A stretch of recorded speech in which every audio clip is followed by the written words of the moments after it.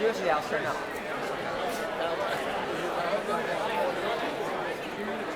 I'm not starting it. Just have a look at my bonus extras now. Private sector, government mission, review, decided to take the proposition. The rest Yo lo fui temprano, yo asumí mi edad, viste, pero la gente joven, la que tiene, viste, la sangre, viste.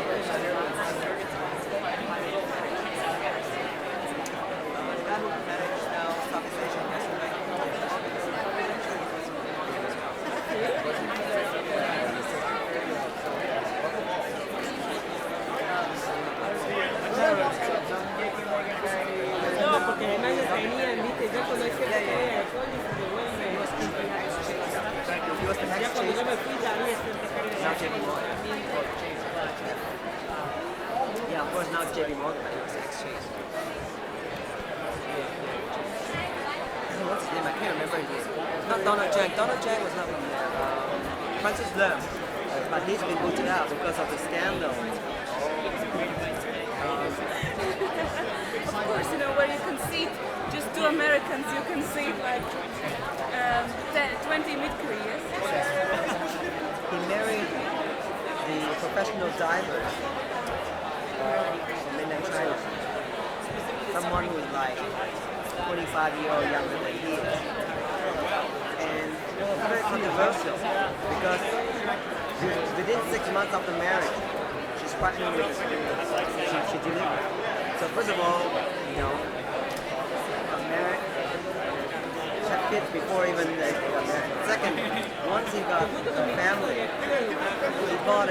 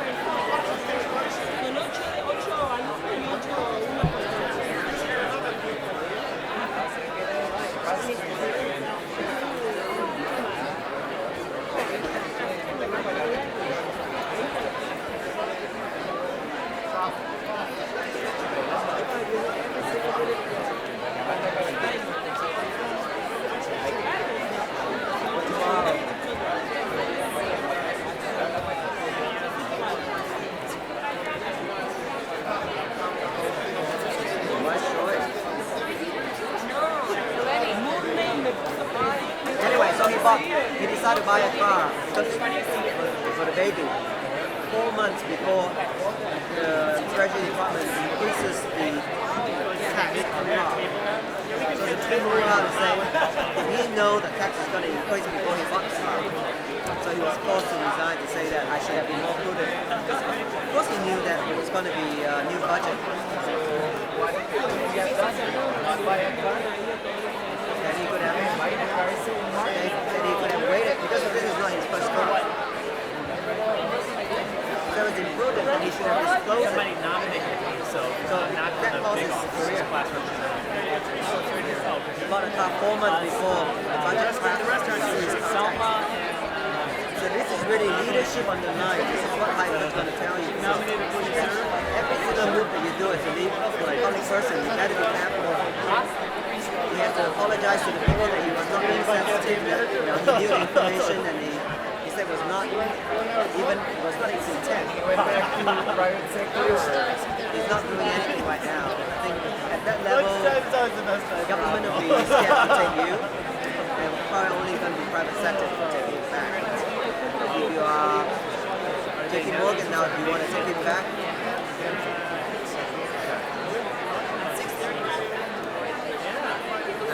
consulting work for a while. And he can really come here, invite him to come and talk ethics in government. He can come and talk. It'll be a personal experience. Talk about high physical class. Explain your failure. This will be one that will just wash your emotion out. Would you do it again if you're facing the same thing? You'll really be more. And that's the other thing why a lot of opposition use that to criticize the government for hiring someone from the private sector to come to government. Because all their life they never think of the political sensitivity before they take action. So he was saying because he's political inexperience, even though he runs a big organization in the private sector, doesn't mean they're politically sensitive to work with this. So that was a perfect teaching case study for the civil service people, the bureaucrats to attack. So you're supposed to step down.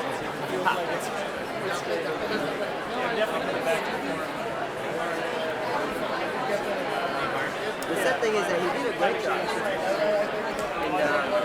capacity as Secretary of Treasury.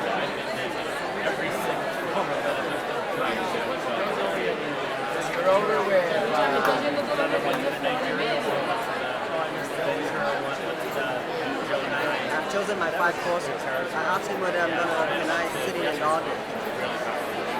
But now, if I audit, because audit means, is your understanding when you audit a class, you can just sit in and listen, or you have to do the professor? I asked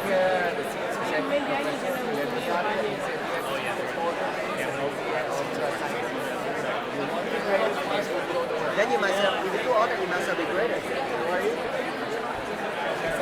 But I asked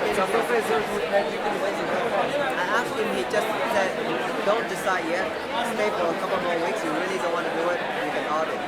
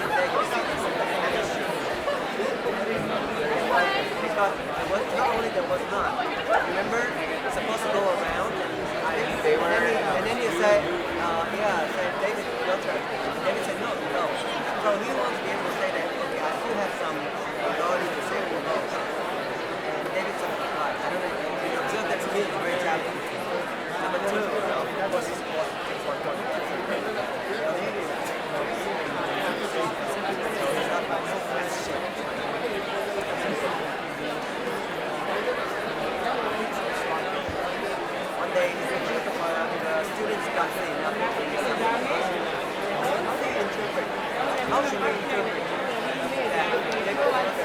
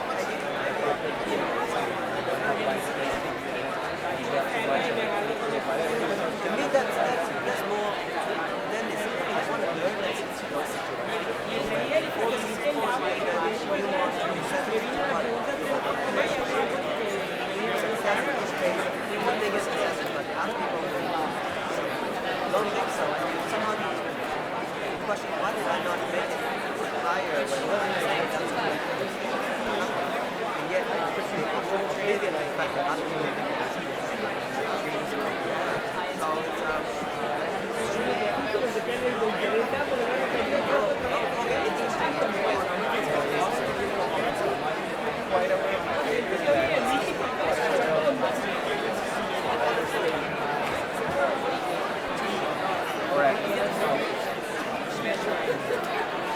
so también sabe cómo se pone,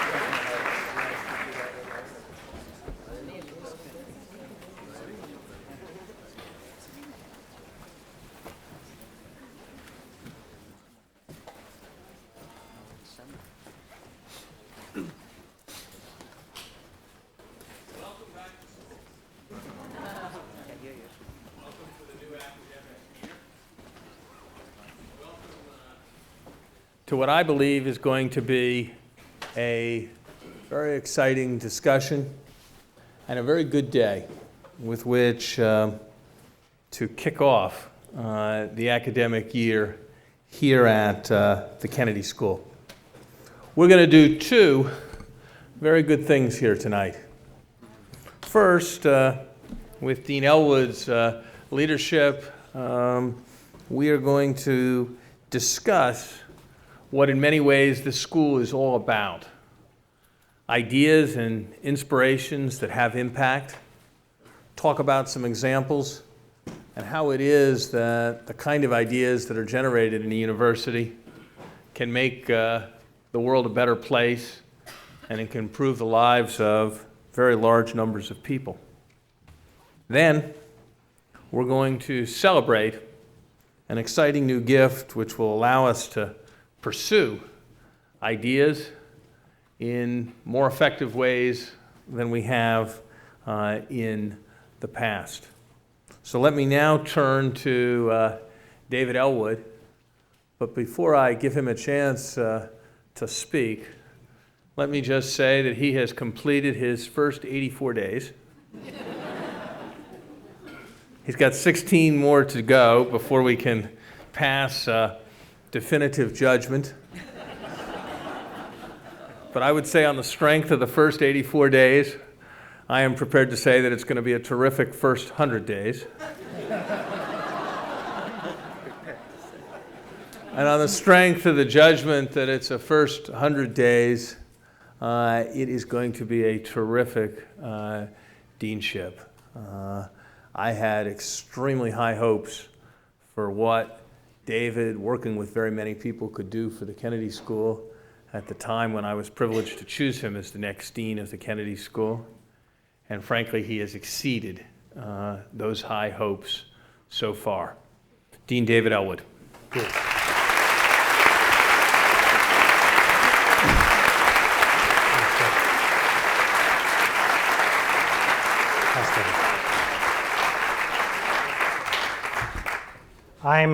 Since we're going right into the panel, I'm not going to come up to the podium. We'll reserve that for the end again.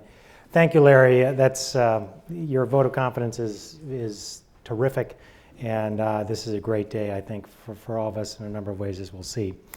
I now have the privilege of introducing my boss. Now, those of you that have had that privilege know that there's a certain art to this, so I hope I do it well. But he took over as president of Harvard University as of July 1, 2001. And one of the things we do know about Larry, he's got terrific judge of talent. But he's actually he's really an eminent scholar and an admired public servant. He's a graduate both of Harvard and MIT. He's taught at both places. But just how remarkable a scholar he is, I think sometimes people miss. But he was actually in 1987, he was the very first social scientist ever awarded, which is one of the very highest awards the National Science Foundation gives. It's called the Alan Waterman Award. It was established by Congress to recognize an exceptional young scientist or engineer whose work demonstrates originality, innovation, and has a significant impact on one's field. Normally that goes to a scientist. It's a group of scientists deciding, and they gave it to a social scientist, Larry Summers. He's also, of course, a picture of public service. He served as an economist in the President's Council of Economic Advisors. He's served as the chief economist of the World Bank, and most recently he was Secretary of the Treasury of the United States. Now, Larry also has one particularly important distinction, and you'll notice I'm taking out my wallet here, but this is something that many of you may not realize, especially those of you from other countries. But on a fair number of $20 bills, $1 bills, and so forth, you can actually find his signature. And those of us that are economists are really most jealous of that accomplishment more than any other. So he will be speaking today. We're going to be taking up a collection of all the money with my signature. I think I'm entitled to have it back, don't you? Larry's children talk about good money and bad money. You can guess which is which. Next to Larry is Robert Putnam. He's a past dean of the Kennedy School, and he's currently the Peter and Isabel Malkin Professor of Public Policy. He's been educated at Swarthmore, Oxford, and Yale. He's written more than a dozen books, translated, I'm told, into 17 languages, but his best-known book, I think everyone in this audience likely knows, is called Bowling Alone: The Collapse and Revival of American Community. He's a member of the National Academy of Sciences, a fellow of the British Academy, past president of the American Political Science Association. And his most recent book, Better Together: Restoring the American Community, is a study of promising new forms of social connectedness. Finally, he founded the Sugaro Seminar, bringing together leaders and practitioners to develop actionable ideas on civic renewal. So welcome, Bob Putnam. Third,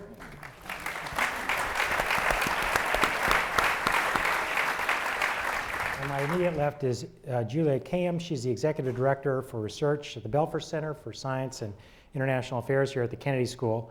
Recently, she served as the Executive Director of the Kennedy School's Executive Session on Domestic Preparedness. She's co-director of Harvard's long-term legal strategy for combating terrorism. And interestingly enough, from 1999 to 2001, she served as a member of the National Commission on Terrorism, a congressionally mandated committee that ultimately called on the nation to recognize fight the growing terrorist threat. Talk about an idea that mattered, but maybe didn't have quite the impact at the time. There it is. She's also was a legal advisor to Attorney General Janet Reno in the U.S. Department of Justice, and she currently serves as a national security analyst for NBC News. She's the co-editor of a book, First to Arrive: State and Local Responses to Terrorism. So our plan today is this. Oh, and Julia Kayam, welcome. Thank you.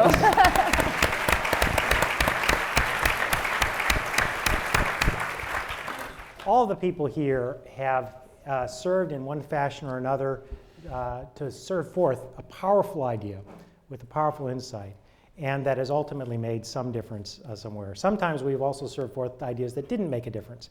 And so the question here for all of us, it's a challenge we all face. Here we are, a school. We are a source where ideas come forth, where students have ideas and faculty have ideas, and where we teach ideas. How do we make sure those inspirations actually have impact? Our plan is the following. Each of us, starting with me, I'm a bad moderator because I'm going to speak too, is going to talk for 5 minutes about an experience they had, an anecdote of how they had an idea and how it made a difference. Then we're going to spend a little bit of time talking among ourselves about what the lessons and what are the insights we think we draw or don't draw, and then finally we'll open it up for question and answer.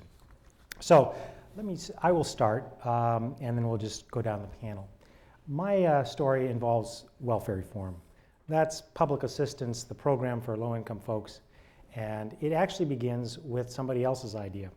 Charles Murray wrote a book some time ago called Losing Ground, and it had a very simple message. The message was, the reason we're losing the war on poverty is we decided to fight it.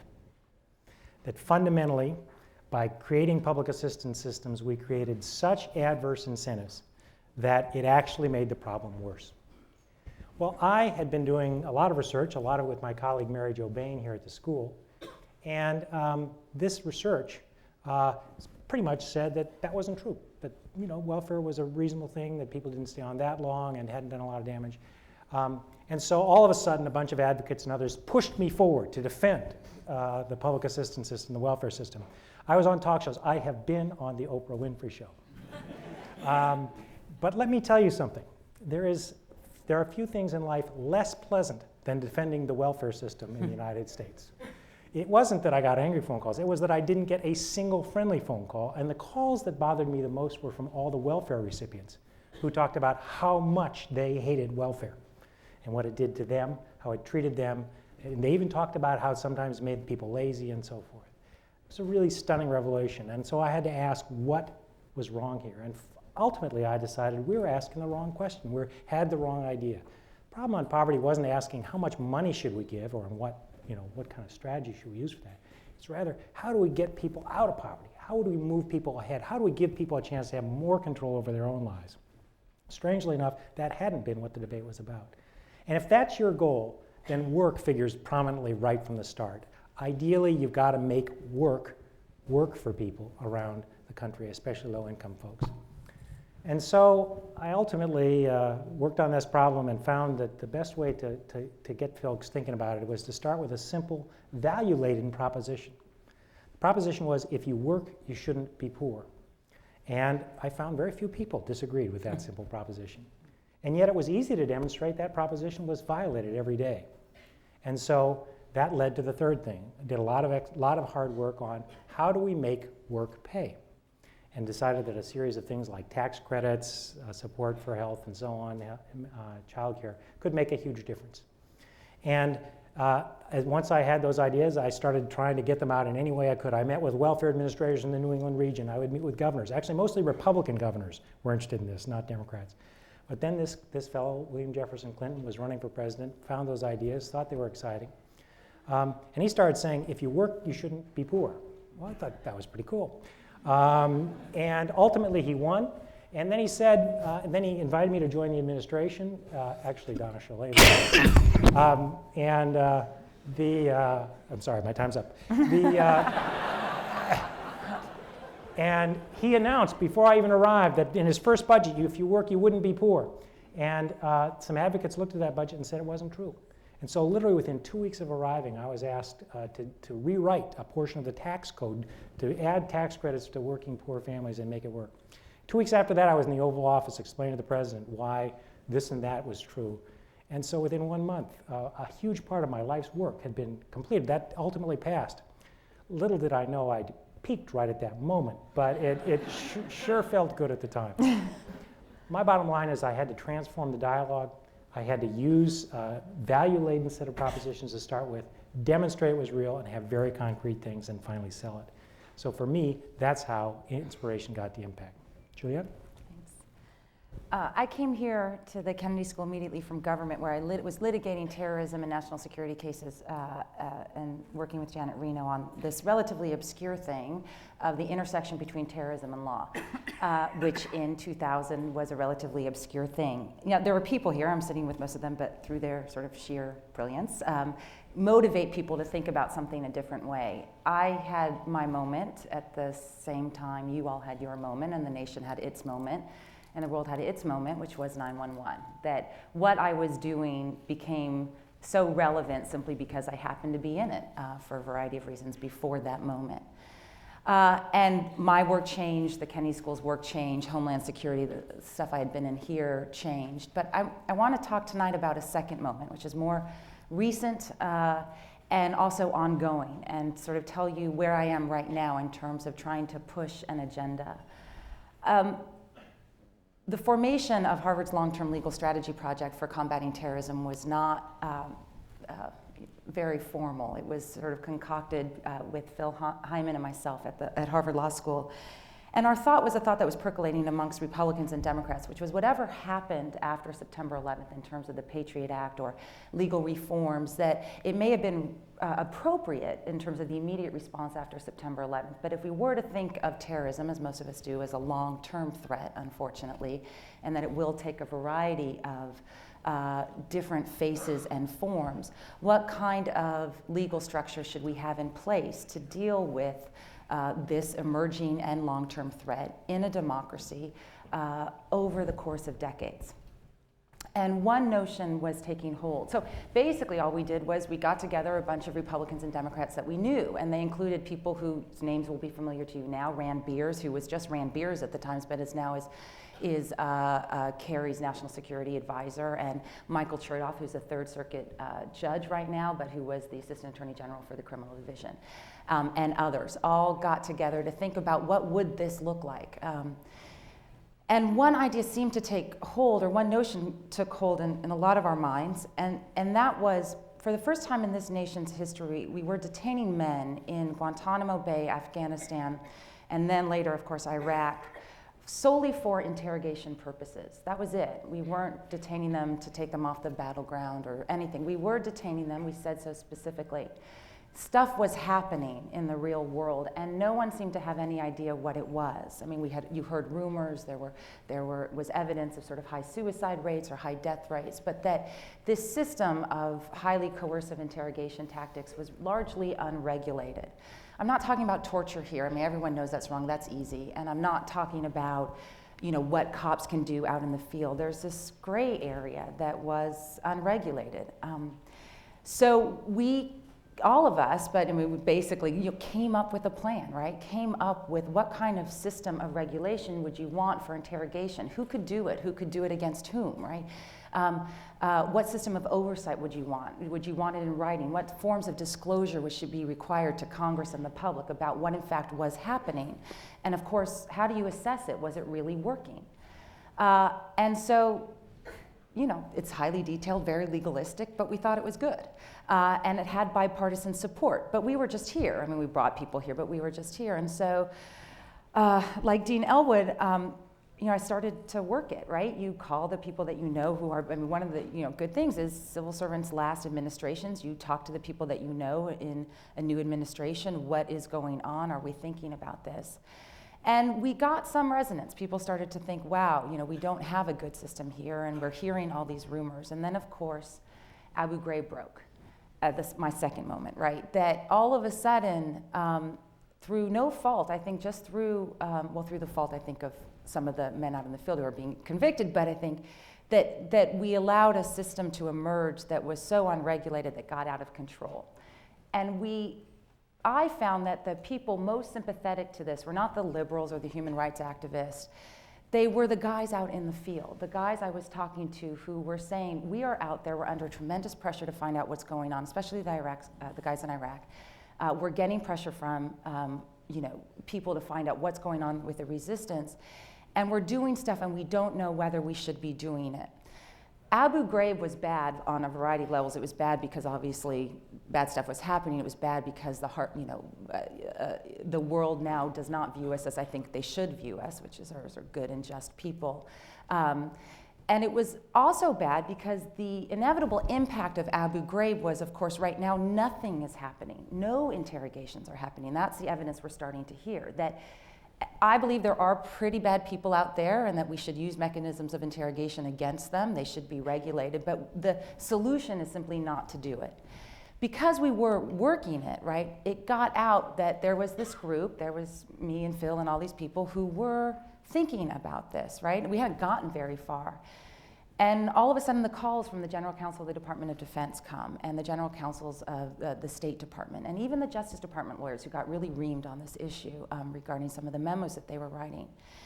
And so we're in the middle of this right now. I can't say how it's going to result. I mean, there's the partisan politics about it, but there are good people on both sides of the aisle who think that in a system that is going to interrogate, that there should be a better system, both because we want to conduct ourselves well, but also because we want to protect the guys out in the field. So if the lessons I've gathered from this are a couple, you don't know when the moment's going to come, right? Obviously, no one knew September 11th, no one knew Abu Ghraib. But you can make yourself known in all sorts of little ways that you are thinking about these issues, so that when something happens, in the first press conference by Rumsfeld, he says, I don't know what to do now after Abu Ghraib, but I hear people up at Harvard are thinking about it, right? So that's helpful in terms of getting the media attention on it, getting other people's attention on it. Secondly, we all talk about the government, right? The government, this administration or that administration. The truth is there are tremendous debates within any government. And you need to find your friends in it, even if some people don't agree with you. What's been amazing about what's happened so far is there are tremendous debates between the Justice Department attorneys and the State Department attorneys, of course. The State Department attorneys refused to sign some of the memos about interrogation tactics.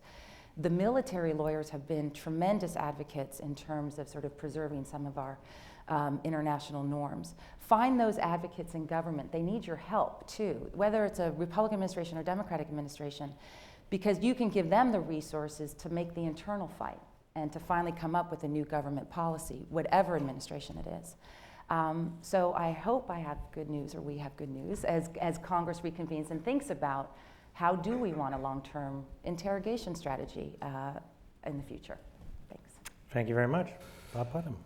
Well, thanks. I'm going to talk about a different example, and different in a couple of ways. First of all, it's an example that's going to be driven largely by ideas, not by practical problems. And secondly, it's going to be a story mainly about, these are both cases, so far we've heard about cases of a problem in search of a solution, and I'm going to talk about a case of a solution in search of a problem. And all I want to do is show you one graph, which should be up there, and which, if you can read it, I'm not sure if you can. All you need to see is that these are growth lines. The red line the red squares are mentions in the press of the term social capital, and the green dots are scholarly articles on the topic of social capital. What's social capital, you might say? This is not a lecture, I just want to give you the core idea. The core idea of social capital is that social networks have value. Social connections have lots and lots of value for different people and different purposes. The simple core of it was actually captured by a philosopher from New York City that some of you will have heard of. His name is Yogi Berra. And Yogi said, if you don't go to someone's funeral, they won't come to yours. And it's a deep thought, and Yogi captured the basic core of the idea of social capital.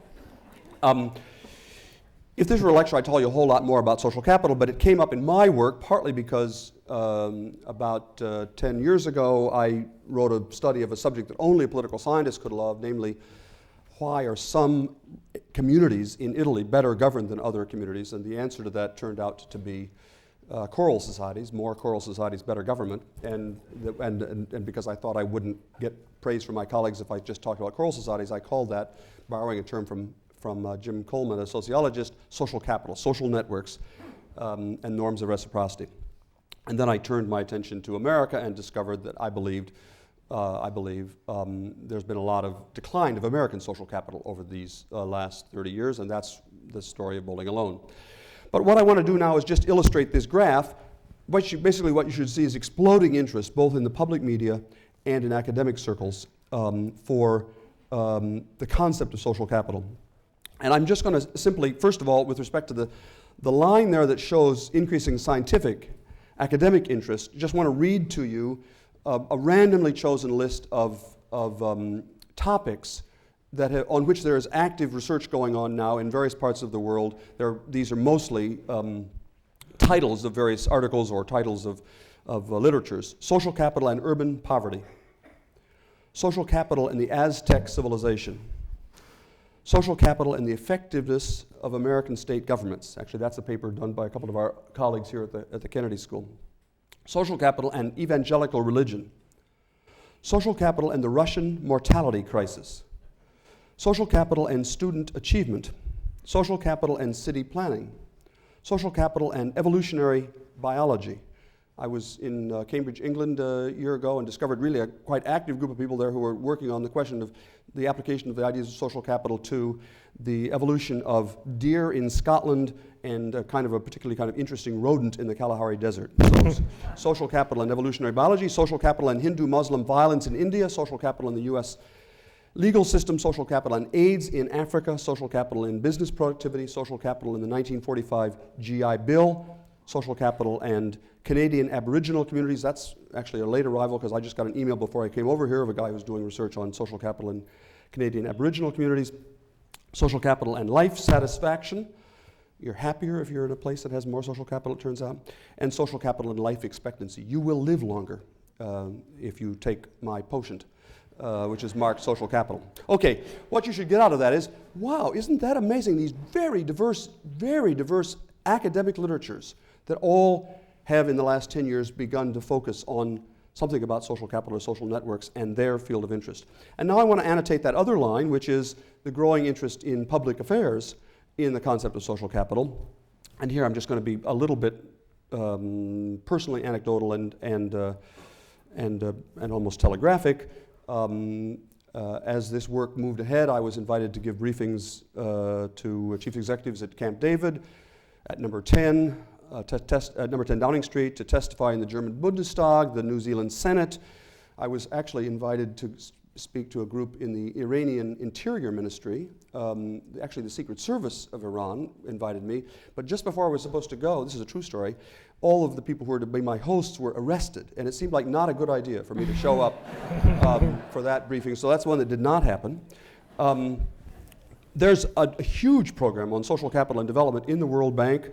And the Inter-American Development Bank has a big project on social capital and development in Latin America. One of our colleagues here, Michael Woolcock, is one of the leading researchers in that field, and it's having a significant effect. I don't know, well, I'm not the right person to say whether for good or ill, but it's having a significant effect on policies in the World Bank. I met with all of the OECD educational ministers of department, it's basically the Secretary of Education in all of the advanced industrial countries to talk about social capital and social exclusion. I had a meeting over the weekend with all of the local officials from Utah, and about a year earlier I'd had a meeting with all of the local officials in Queensland, Australia, to talk about social capital in their life.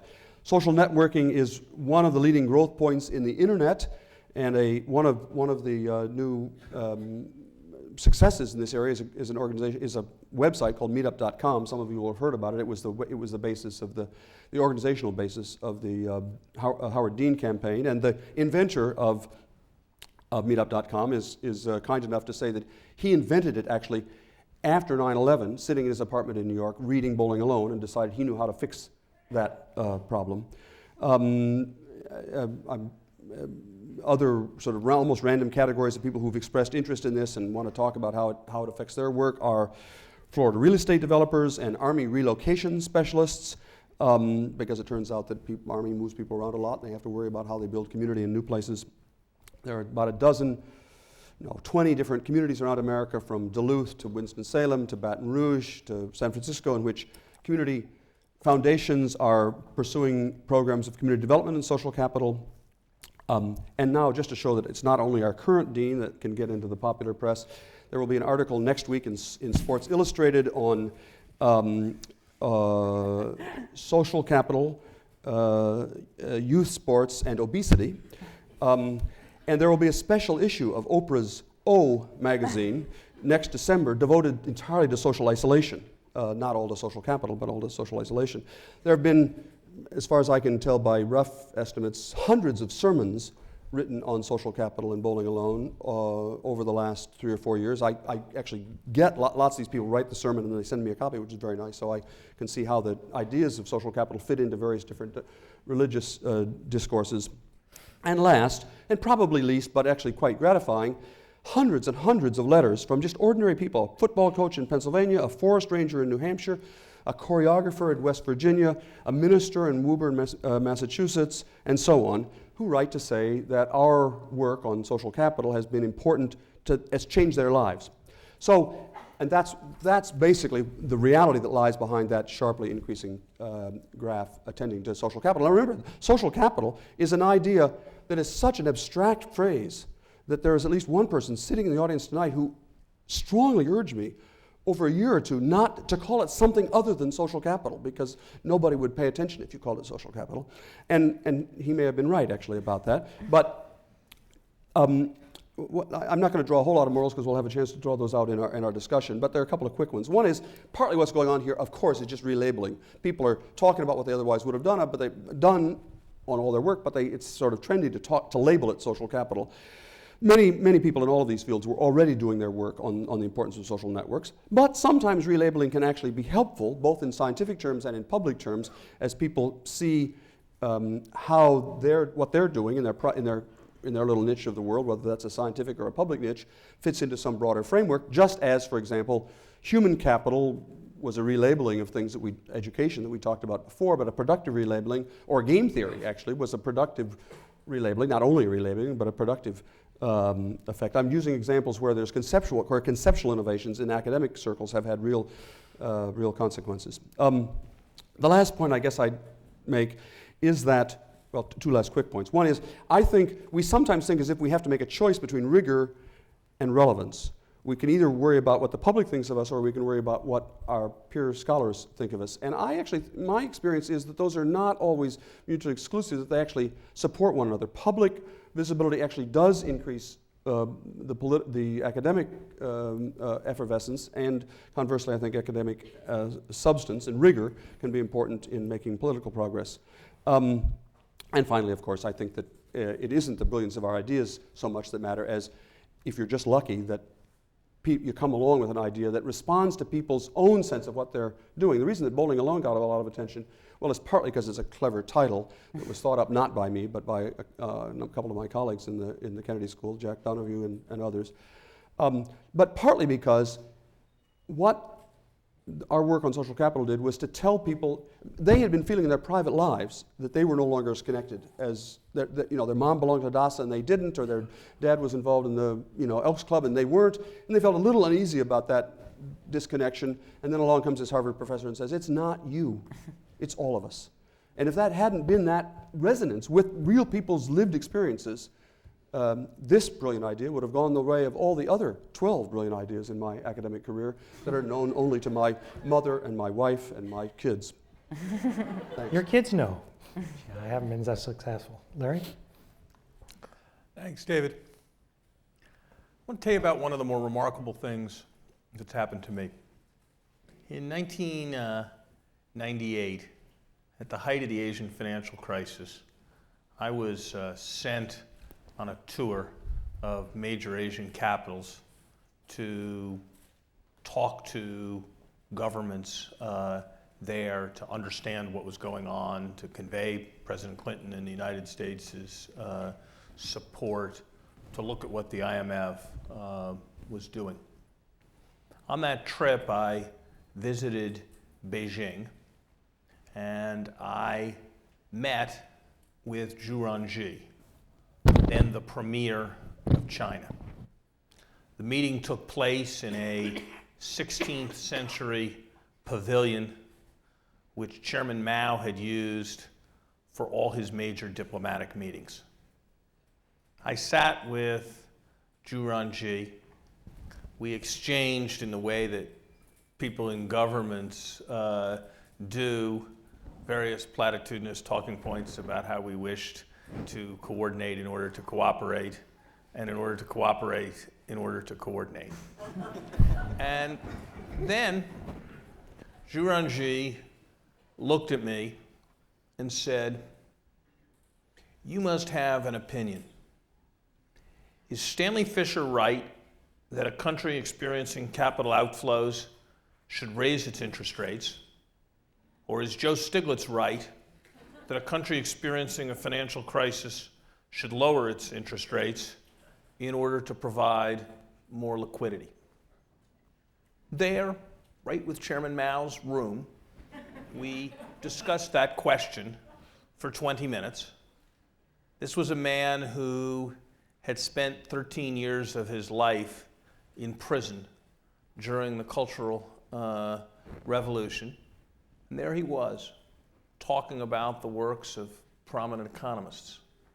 The conversation ended with his saying, I have another question for you. I had dinner with Merton Miller 3 nights ago, and he said that we should issue put options to increase the credibility of our fixed exchange rate. What do you think would be a good duration, Mr. Summers, for those put options? It's a tribute to him. It's a tribute to China. But it is also a tribute to economic science and to the work that scholars do, that man in that place would be asking those questions. And we've heard 3 examples of what might be called heroic public policy research. Terrific scholar has great idea, packages the great ideas in terrific ways. It has impact on the mighty and the powerful. And that is very, very important. But there's another kind of impact, an impact suggested by my story, which is at least equally great. And that is that ideas that are the products of research become commonplaces, become matters of general analysis, and people who don't even realize that they are the impact of scholars find their decision-making shaped by them. It was once a nutty, flaky idea to auction off public property. And yet, almost every major country has raised more than 1% of its GNP by auctioning its spectrum in the last decade. It was, and I remember this when I was a student, it was a lunatic idea that the right to pollute could be something that was sold and bought. And yet, we are saving tens of billions of dollars a year in the United States through the market rights that we have with respect to sulfur oxides. And everybody's got their own opinion about the Kyoto Treaty and global warming. But there is no fundamental debate that if, and I believe when, the world does something about global warming, it will involve some kind of market mechanism. And that was a lunatic idea 30 years ago. And it has found its expression, not because of a particular heroic bit of development and salesmanship, but because gradually, in free societies, good ideas win out over bad ones, better ideas win out over worse ones, and vigorous hard thought, presented in clear ways, ultimately makes a difference. And that's why the research and the passing on of research to the next generation of students that goes on here at the Kennedy School, goes on at the university more generally, is, I'm convinced, what ultimately has the greatest impact on public policies. Give me the choice between the ability to hold or influence any office holder in the world in economic policy and the opportunity to influence the content of the introductory economics textbooks that they are all going to study. And there is no question that the greater impact comes from those textbooks. So my message is that research may seem completely esoteric and irrelevant, but ultimately it makes a huge difference. Thank you.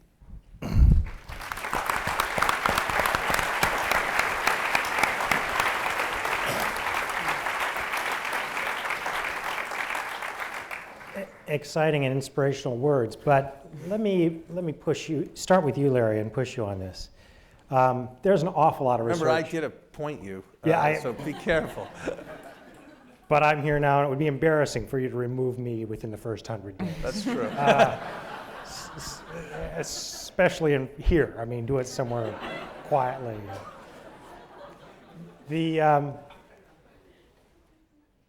Obviously, we believe in the power of ideas, and you gave lots of examples. But for every idea that makes a difference, there are hundreds, there are thousands, and so forth that don't.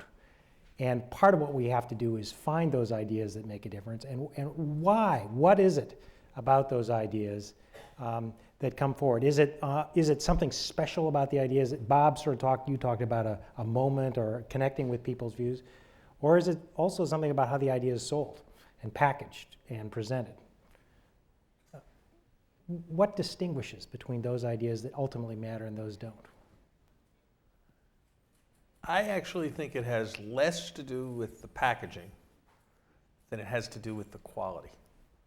And I think better ideas, ultimately, in free societies, sometimes slowly triumph over worse ideas. We now live in a world where there is, with very few exceptions, almost no hyperinflation. 20 years ago, 15 years ago, there were 4 dozen countries where inflation normally proceeded at more than 10 or 20% a month. Today, there's almost no place where inflation is more than 2% a month. That is a huge difference in the lives of poor people all over the world. And that idea has happened because people have been persuaded by evidence. They've been persuaded basically by evidence that how fast prices rise has to do with how fast the stock of money rises. That establishing mechanisms that ensure that money is printed at a prudent rate by granting those in charge political independence works. Most important way ideas spread is they're right, somebody's persuaded of them, they're tried, and others emulate them. And I think we make a grave mistake if we oversell the importance of packaging, and frankly, I think that particularly at a university. Washington is filled with hundreds of people in institutions that are dedicated to the packaging and promotion of ideas, but frankly that do not have the kind of capacity to develop ideas that a great university has. And so I was very consciously emphasizing that the best way to sell ideas is to have good ones. Bob? Well, I'm glad I work at a university where the president makes that kind of statement about the importance of high-quality work. I really am. But I'm going to try to disagree slightly with that, because I think that there's a case to be made that, not for a second am I arguing that there's a case to be made for sloppy thinking. I think rigorous thinking is a necessary condition. But I don't think that rigorous, careful thinking is a sufficient condition always for having impact on public affairs. And I do think that there's a certain tendency that is actually I won't speak about your discipline, but in my discipline has become more prevalent over the 40 years that I've been in it, to have actually a positive disdain for conversations that anybody outside our fraternity could understand. And I think that there's a powerful case to be made, not just marketing. To phrase it as marketing is a little bit to denigrate it at the outset, but to phrase findings or to phrase insights or to phrase concepts in ways that make sense or resonate with people's own experience, I think is an important contribution in a democracy, actually, in which an idea will triumph over the very long run if it's right, and if it's not right, it won't. I agree with that, but lots of really good ideas that don't find expression in policy, don't find expression in policy, and I don't just mean public policy, I mean in our lives, because they've not been phrased and framed in ways that which people can understand them. And I think academics ought to be careful about denigrating the art of persuasion. That is the art of, I don't mean false persuasion, but the art of framing ideas in ways that make sense to ordinary people. I draw a slight distinction, Bob. There's enormous amounts of esoterica in your discipline and in mine that probably doesn't make a great contribution. It's easier to know what makes a great contribution ex post than what makes a great contribution ex ante. But I think you're right.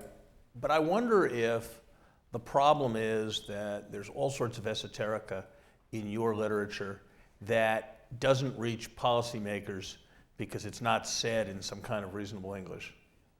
Or whether the stuff that's not said in some kind of reasonable English basically can't be said in some kind of reasonable English because it's basically about an obscure question and an obscure and arcane distinction that isn't of relevance to any major problem. And so my instinct would be, if you can't, there's more work that can't be put in a way that's of interest to a layman, and that would be what is of concern to me. There's a very distinguished economist who once said that if you can't explain what you're doing in some way to your mother, what you're doing isn't very important. And that is the lesson that I would draw, just a slightly different lesson. Gia? I'm not sure I want to get into this, but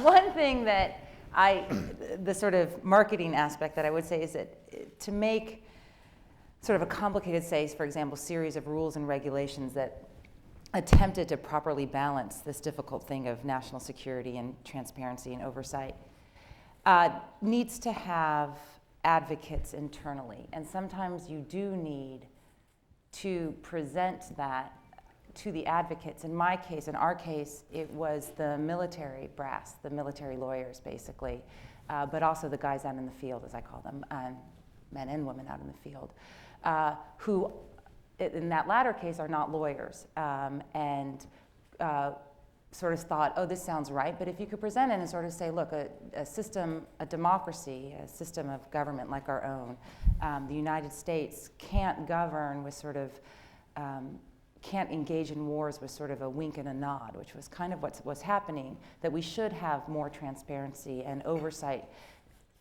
because you guys, the 18-year-old guys, are the ones who are being asked to do something that's not entirely clear to you what it is you're being asked to do. And so by having them as advocates and the military, and then being picked up by the military brass, and it has helped. I don't know if that's marketing or just trying to get internal advocates who are not in the sort of really technical, legal, field of this stuff, but I think it does help to get those guys on the inside. In a moment, I'm going to give people a chance to ask questions if they'd like. Microphones around the place, but I actually wanted to push on a little bit on Bob's point here and actually add to it. My research on welfare before was terrific stuff. I mean, I really felt good about it. Some of it I'd done with Larry Summers, as a matter of fact, and it was really good stuff. But it really missed something. It didn't fundamentally understand the way people thought about the issues and the way they reflected on it and so forth. And actually, by going out and actually trying to sell those ideas, it wasn't just that I sort of had these prepackaged ideas and I was going to sell them. It was that I needed to learn something. I needed to understand more about the values and the motivation and the culture and the attitudes. And that I brought back. And in bringing it back, it allowed me to think more clearly about my ideas. It's partly Larry. Yes, it couldn't be said in English. I could have said it in English, but it was just dull and it didn't fundamentally reach what was important. And so that actually going out there and spending time and trying to see when the ideas had resonance was that very important in terms of changing the way I thought about ideas. And by the way, the teaching was just as important about that. I'd teach about them, and the students would, sometimes they'd just look at me like I was completely a lunatic. This happens more often than I'd like to admit. But and I think that kind of give and take of getting out in the world and actually having to sell an idea and so forth is actually a part of the research process because you're learning something about the values and the views and the important things within a democracy that is important. And that doesn't mean you sell out your ideas. It means that you hear those values and so on. So, can I say something just briefly about audiences? I think that Larry's right to remind us that there are a lot of people who are really great at marketing ideas that are snake oil. And one thing that's peculiar about the kind of roles that we occupy is that we intend to expose ourselves to legitimate criticism from two very different audiences. I'm quite conscious of that in my work, but it's true, I'm sure, in the work that all four of us have done, that you know that even if you write something in a popular press, that there are going to be scholars reading it, and I will have to be able to say, how did I calculate the statistics, and did I leave out somebody out of the data, and so on. And that's a kind of vulnerability that we have, I mean vulnerability in a very positive sense, that we're being held liable for the academic as well as the policy relevance of our work. I do think that distinguishes us from the K Street folks. I also just don't believe my ideas would have had nearly the impact if I wasn't willing to go to Washington and talk to people and meet with members of Congress and so forth. Now, I also don't believe they would have had as much impact if they weren't good ideas, if they weren't big ideas. That's the other part. It's not just that it's rigorous. It's sort of changing the way to think about it and so forth.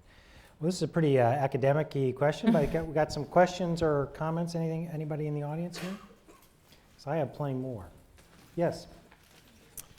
Hi, I'm Chris Beck. I'm a mid-career student here. Yes, I violate the first rule of moderating, which was I should mention that you should identify yourself, that questions have two really good qualities, good questions, good qualities. One, they're short, and the second is they end with a question mark. So, well, I'm not sure I've got the first part, but definitely question mark. At the early of the part of the 20th century, we'd just gone through the technological revolution, and our government, our society enacted some pretty sweeping changes.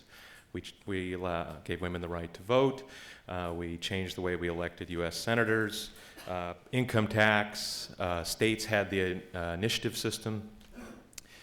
We've just been through, or in the midst of, another revolution, technological revolution.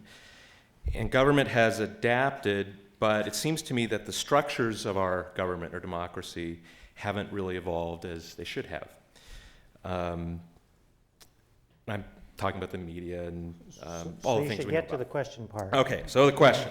What do you think it will take to get our citizenry, our elected officials to put on the top burner boring stuff like how we vote, when we vote, how do we change the tax system, informing the public, sort of macro changes in our society that we seem to have done in the past, but we don't even have these discussions anymore? I can respond to begin with. I actually think that analogy is a very apt analogy. I think there are deep parallels between that period in American history and the current period of American history. And that period had a very specific relationship between the world of ideas and the world of public affairs. The relationship between universities and the rest of social ferment was closer then than it is now. It was a period in which the progressive movement in the public sphere and the intellectual currents in universities like Harvard or Chicago were intimately connected with one another. Those folks were talking with one another all the time. The people in universities were learning from. Their research was informed by their contact with the real conditions on the streets of Chicago or Boston. And conversely, those ideas spilled into the public sphere, public debate. I think it's very important that we respect the role of the university. The role of the university is not as a social change agent. That's not the point I'm trying to make. The social change is the responsibility of those of us wearing our citizen hats. So I'm not arguing that university faculty or students should all become social activists. But I do think that the separation between those two worlds, the world of ideas, the world of the rest of our fellow citizens, has gotten too great over the last generation or so. There? Thank you. Daniel Newberger. I'm a second-year Master's of Public Policy student here at KSG. Forgive me for being nervous. I'm afraid you're going to take away my financial aid at the end of this question. I was struck listening to the panel what an amazing place the Kennedy School is. And it also struck me that the flip side of all this brilliant research is the teaching, the other half of the Kennedy School mission, the educating practitioners to go out in the world. And of course, the two are limited by the same resource, the time and energy and passion of the faculty. So Dean Elwood, I guess specifically for you, do you think the school is struck the right balance between those two conflicting missions? And how do you see that playing out during your tenure? Nice small question. Let me answer it first by the following. when I went to Washington, I served in the Clinton administration. I was one of the people in charge of welfare reform. For at least the first 3 months, I don't believe a single work day went by when I didn't run into someone who was from the Kennedy School, a student, former student, who would say, welcome, knew you were here, welcome. And in welfare, when I was working on issues of welfare, I found that in every major organization I dealt with, whether it was the National Governors Association, whether it was Congress, whether it was the Employees Union, there were former students of the Kennedy School, and indeed, usually former students of mine. It definitely made me worry about my teaching. And I believe that, in fact, the power that we have as faculty is much greater through our teaching, and I think Larry and others mentioned this, than through the other. Now, we're trying everything we can to make teaching even more effective here and so forth. We certainly, by various measures, do pretty well. But I agree with you completely, and I think fundamentally part of the challenge here is to bring forth other parts of the university and to find ways so that we can have smaller classes, not as many students and so forth, though all of you we want. We've got to find ways to deal with that, and part of that's financial and part of that's inspirational. But finally, we need to do more, I believe, to help faculty be better teachers and work together, and there are a variety of things we're doing on that score, and we can do more. And so any ideas you have on that score will have impact with me. Up here. Hi, I'm an MPD student, first year student. My question goes to President Summers. I know definitely a good policy or good research eventually goes to be a very good policy, but it takes time. And then definitely the duration of the time, the good policy and good research becomes good policy differs. And then have you ever had any experience that you think is excellent research, but never get to be a policy? Thank you. Yeah, I mean, sure. There's been an enormous amount of research that has highlighted in this country and in others the problems associated with aging and entitlements. And it is well established by research that the sustainability of the existing system is just not there as the society ages associated with declining fertility and longer life expectancy.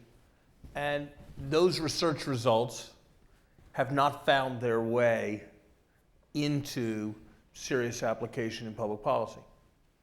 If you think about those problems, they're actually, and you look carefully at the numbers, they are much more serious in Europe and in Japan than they are in the United States. They are as big a problem as we have, and I don't minimize it.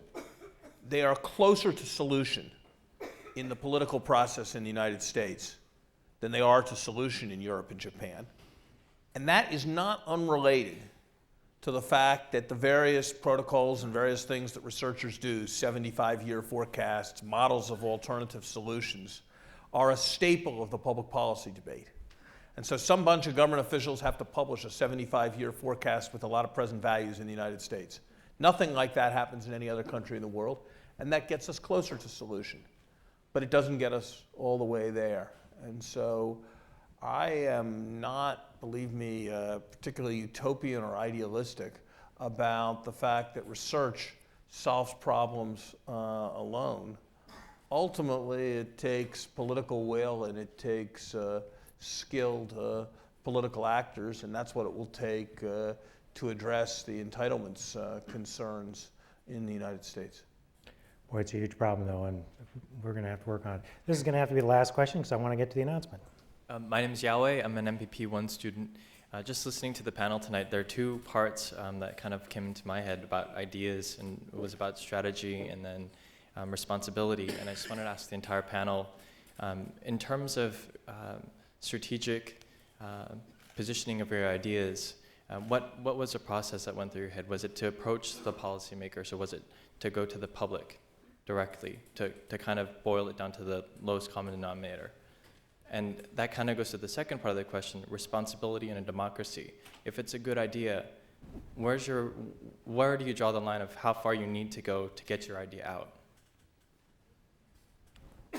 Juliet, you want to? Well, to your first part, you know, before Abu Ghraib broke, the notion that we'd want to, I mean, either people wanted to deny stuff was happening, or the sort of more left folks would say, you shouldn't even touch this, right, that this is so. So there wasn't much of an audience anywhere in the public, but people within government, I mean, in terms of thinking strategically, were the people that we approached.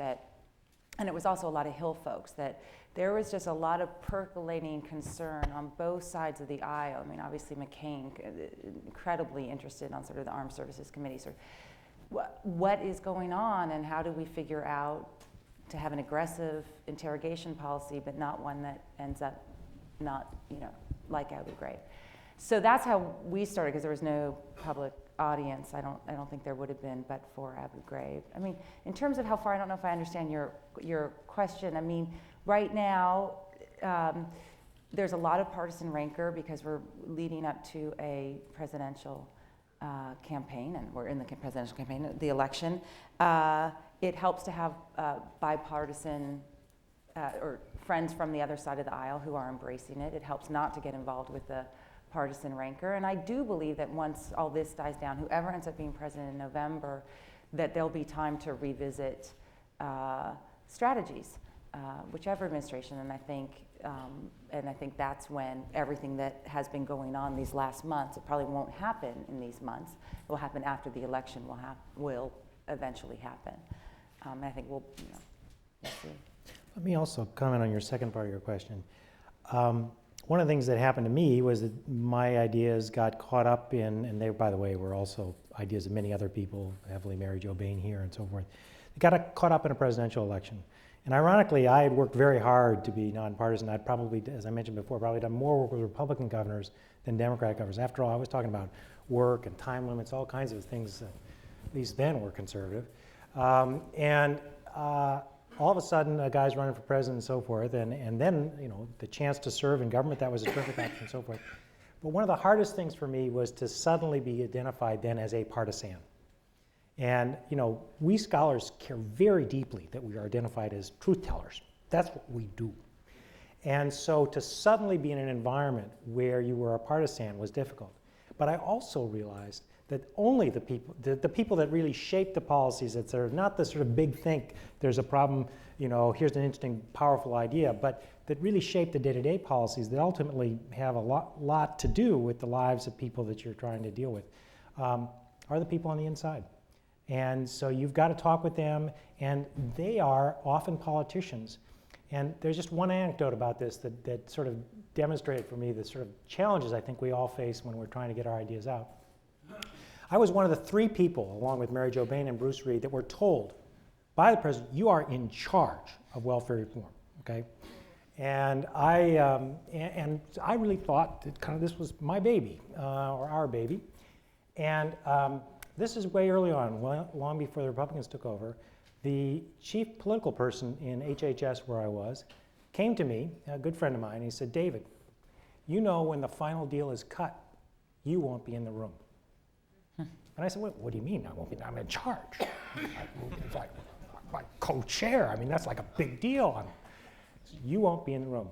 And he said, because in the end, you care more about poor people than you do about Bill Clinton. And, you know, I resisted, and I said, Bill Clinton's a good guy, good government. But the more I reflected on that, I really reflected on the fact that politics is ultimately about advancing yourself, about people that are loyal to you, and about making sure something's right for you and your party. Scholarship is about truth-telling and finding the answers that you think are right. And those are an enormous challenge and a conflict of cultures. I think we can bridge those. I think we can learn from each other. But at the end of the day, that's a fundamental tension that will always be there. Did you want to add? One more thing, because it was a big question, it had lots of interesting angles, but I wanted to focus on it. We were actually not very strategic about how we reached public officials. That, from my point of view, it just happened that, you know, that sounds silly to say that, but it was just happened that the White House called her, number 10 Downing Street called her, whatever. We were quite conscious, on the other hand, of a strategy for influencing the academic discussion. We spent a lot of energy in trying to figure out.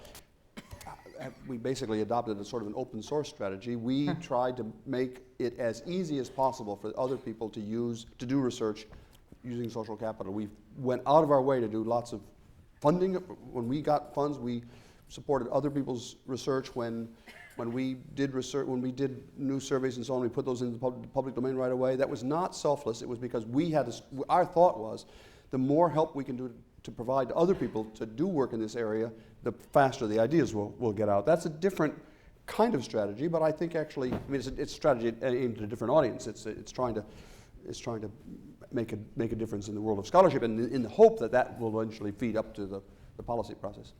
All right, thank you very much. That ends this portion of the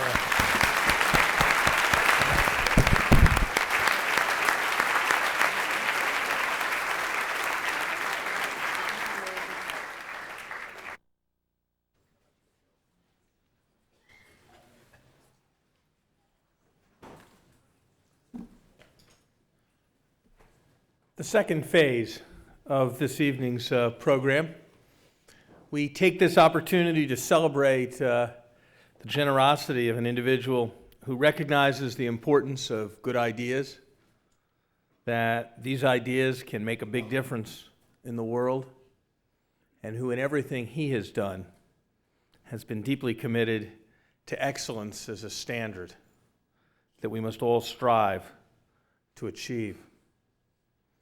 Someone who has recognized the seriousness for our society of the movement of talented people towards careers where they have the opportunity to live in the biggest houses, but may forsake the greatest opportunities to contribute to our country and our world. The gift that we celebrate tonight will make a difference, not just to students at Harvard, but I believe to the shape of our society for a long time to come. I am deeply grateful, as the entire university community is, to David Rubenstein for his pledge of $10 million to the Kennedy School in support of excellence. This is an extraordinary gift from an extraordinary person.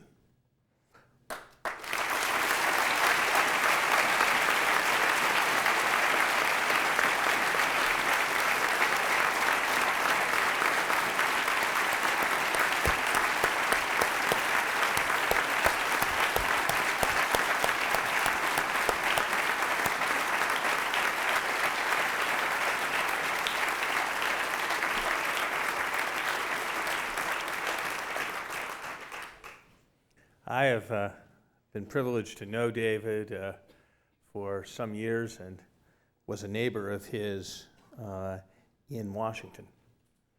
As co-founder and managing director of the Carlyle Group, one of the world's largest private equity firms, David has had a distinguished career that has brought together the realms of business, law, and public affairs, and that has enabled and solidified his deep commitment to serving society. Before founding the Carlyle Group, David served as Deputy Assistant to the President for Domestic Policy in the Carter administration and went on to service as a partner in the Washington, D.C. law firm of Shaw, Pittman, Potts, and Trowbridge.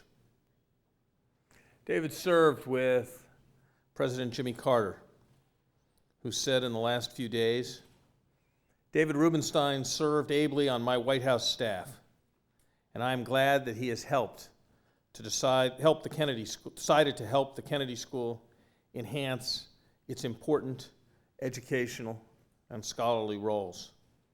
Said President Carter, "I am pleased that his commitment to public service started in my administration, and the Kennedy School should be proud to have his support and commitment. Indeed, we are. Dean Elwood will say a little bit more about what David Rubenstein's gift will make possible. David?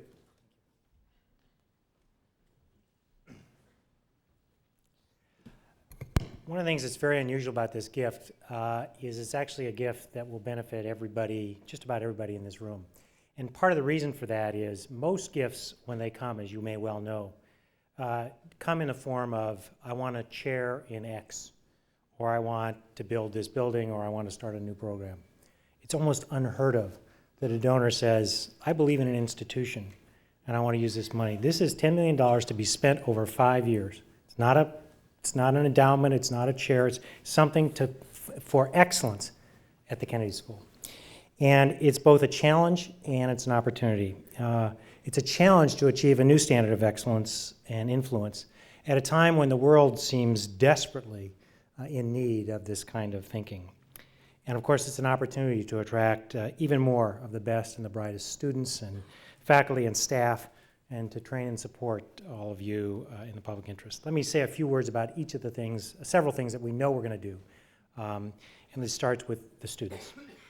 Last year, and several years ago, Joe and I put forth a very aggressive plan to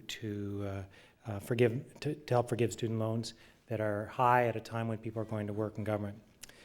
But it proved that this proved to be a very expensive proposition, and we've cut back somewhat on that plan.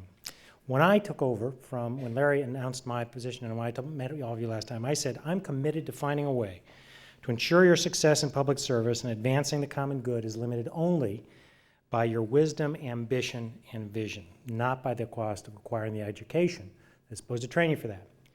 So this is actually one of the most animating features of David's gift, and he said, and we are doing at least $1 million of this right off the top, will be used not only for this, but to serve as a challenge grant to others so that we can really ensure that this promise becomes a reality so that you all, when you go into government, will have that opportunity to not have to worry about your options and what's going to come ahead.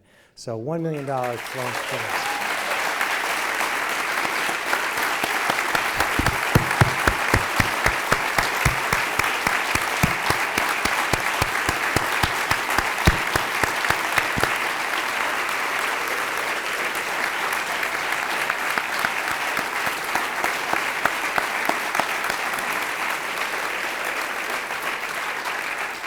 So we're going to leverage that to even more, and some more of that money will be used for financial aid and other kinds of things so that we can make this school affordable to the very best and the brightest and can give you the opportunity to really make a difference.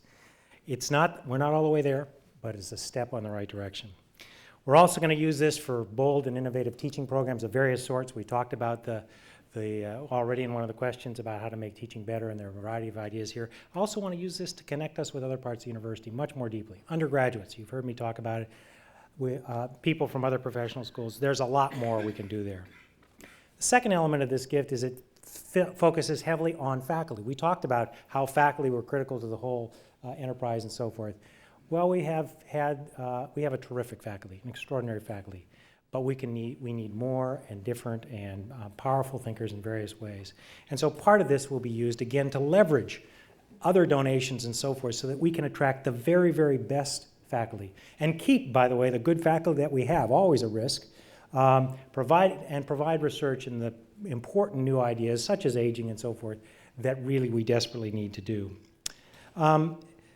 Finally, moreover, we're going to use, part of our goal is to have impact. And one of the ways you have impact is you connect yourself with the world and bring the world to you.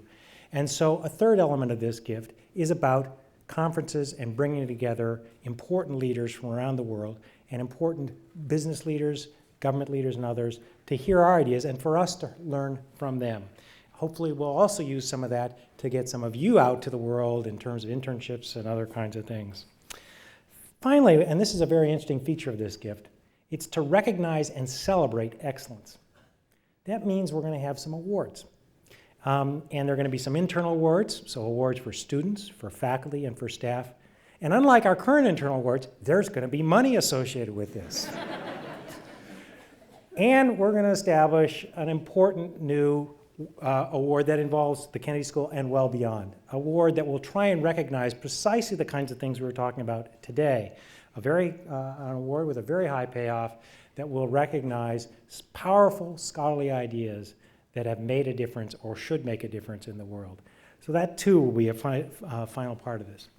Now, to give you a sense though about David's commitment and interest and so forth, there's another part of the story I want to tell you.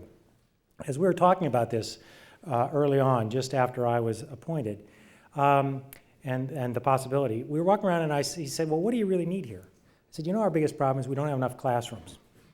Okay? And he said, well, you know, can you build one there? Well, that's a little tough. He said, actually, this space here could be converted into a classroom. And he sort of said, how much will that be? Well, I wasn't exactly prepared for that, but had a rough idea.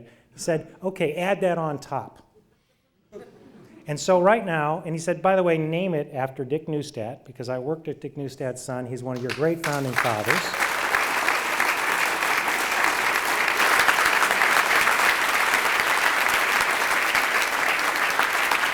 And so those of you that haven't had the privilege to go over to the building next door and see the new Neustadt classroom, you'll discover it's one of the very nicest classrooms we've got. And indeed, we are having some trouble. Some of the faculty that are teaching there have too many students in their class, and they're refusing to move their class so as to accommodate more students. So we'll work on that. But again, it's a spectacular classroom, and it's great. And so in honor of this terrific contribution, we're actually going to rename the One Elliott building the Rubenstein building. But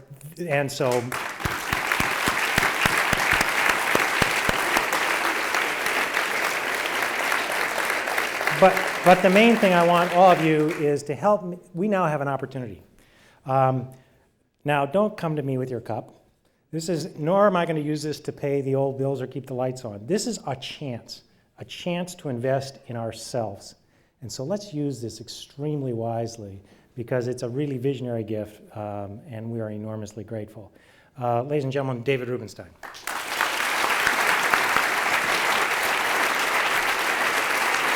Thank you.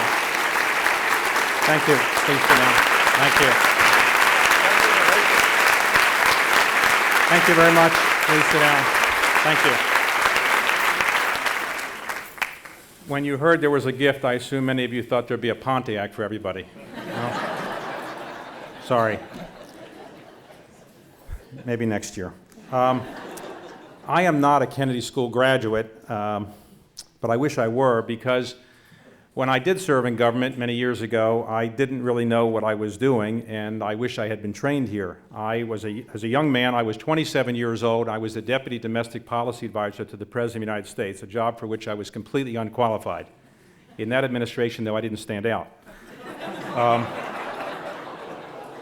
I managed to get inflation to 19%, which is difficult to do, mortgage rates to 22%, which is hard to do, unemployment to 8%.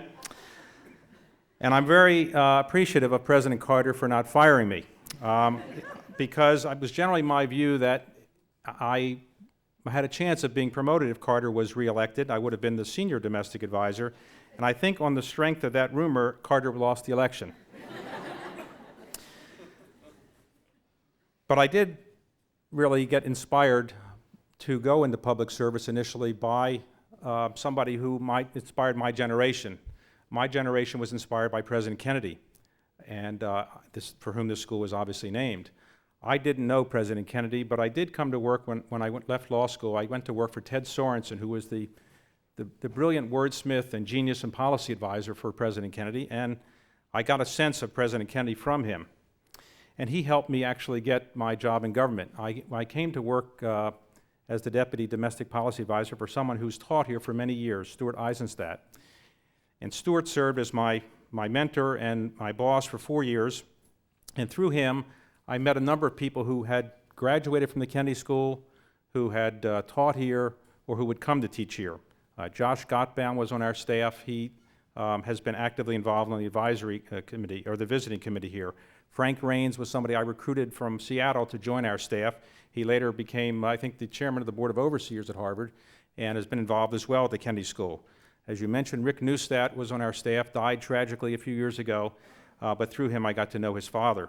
John White was with us in the administration, and he is now a faculty member here. Elaine Kmark worked with me to draft the 1980 platform for the Democratic Party, and she now teaches here. Dickie Kavanaugh worked at OMB with me. He spent time here as executive dean. Hale Champion was in the administration. He spent time here as well as a dean. And later, after I left the administration, I came to know other people associated with the Kennedy School. David Gergen worked with my wife for many years at U.S. News and World Report. Graham Allison, of course, everybody knows. I met him many years ago as well. And then Dick Darman, I managed to persuade him to go into business with me a number of years ago, and we're still in business. And Dick inspired me as well and taught me a lot about the Kennedy School. And then I am a graduate, actually not of Harvard, but of Duke. And for the last number of years, the head of the visiting committee at the Kennedy School has been the president of Duke, Nan Cohan.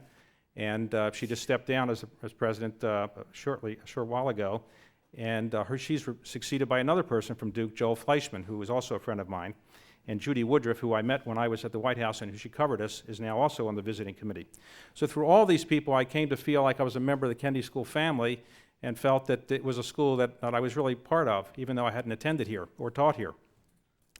And as I got to spend more time thinking about it, I began to realize that the Kennedy School is among the most important assets this country has, because it trains our future leaders, it convenes our current leaders, and it really does public policy research of which there's no peer in the United States. So it really is, in my view, a national asset. But more than that, it's an international asset. I now am in a job where I travel the world, for better or worse. I last year went to about 60 different countries. And without exception, in virtually every country I was at, I would meet somebody from the Kennedy School. The Kennedy School graduates are everywhere. And the ability that these graduates have to influence their own country, I think, is a great thing for the United States. It's a great thing for their country. So as I began to think about what I should do to help the Kennedy School, I talked to Larry Summers. We spent some time in Davos this past January, and he began to talk with me about things that I might be able to do at the Kennedy School, and he introduced me subsequently to the new dean, and I began to feel that with Larry's leadership and the dean's leadership, this type of gift would do a very good job for the Kennedy School. So I'm very pleased that I've been able to give it.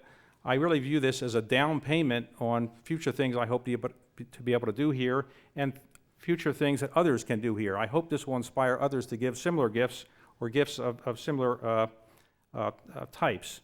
I also view it as a repayment on the kind of debt I have to our country for letting me serve for 4 years in the government, despite the job that I did. I don't think I'll be invited back. Today in Washington, I had a lunch with some senior leaders from the government of Singapore, and they said, and I was telling them I was coming up here, and they said, well, you know, there's a big difference in our country and your country. In the United States, we pay businessmen a lot of money, and lawyers a lot of money, and doctors a reasonable amount of money, and we pay civil servants virtually nothing. People who serve in government get paid relatively modest sums. In their country, the highest paid people are government servants. The cabinet ministers all make the equivalent of what a CEO would make in our country. And it actually is something that I wish I could say to the graduates of the Kennedy School that you'll see that here in this country sometime soon. I can't say that. But I do hope that our country will recognize that the graduates of schools like the Kennedy School are really doing undertaking a great burden for our country, and we owe them a great debt. And those of you who will go on to public service, I think you really have the gratitude of all of us who are now not in public service, and we appreciate your sacrificing and doing other things, because money isn't your only ambition. Money isn't the only thing you're seeking, and for that we're very grateful. Finally, let me thank those who are really responsible for this. I'd like to thank, of course, Stuart Eisenstadt, who gave me a chance to serve in government, President Carter, who didn't fire me from my job in government, to Dick Darman, who spent many years telling me about the great things about the Kennedy School, and he was right about everything he told me, to Larry Summers, who spent some time with me, in fact, a lot of time with me on this gift. I'd like to thank Ken Rogoff, who is here. Ken is a professor at Harvard, and I guess is actually my wife's cousin, And he actually helped bring Larry and me together when we were in Davos. I know Larry, of course, but I didn't know Larry was going to be available to have a meeting that night, and Ken brought us together, and so in many ways he was the broker for this initially. And I'd also like to thank Dean Elwood. When I first met him, I was inspired by his commitment to the school, his commitment to making this school as excellent as any public school can be, public policy school in the country and the world. And I have no doubt that he will be one of the great deans of the Kennedy School. Finally, I want to thank my children, because while they don't know it, I'm really giving away their money.